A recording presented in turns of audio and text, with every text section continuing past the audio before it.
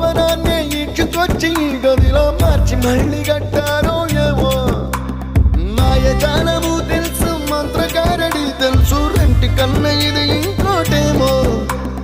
నీలాకాశం నేలాకొస్తే ఇట్టాగే ఉంటాదో ఏమో ఈ సంతోషం దాచాలంటే హృదయాలు ఓ వంద కావాలి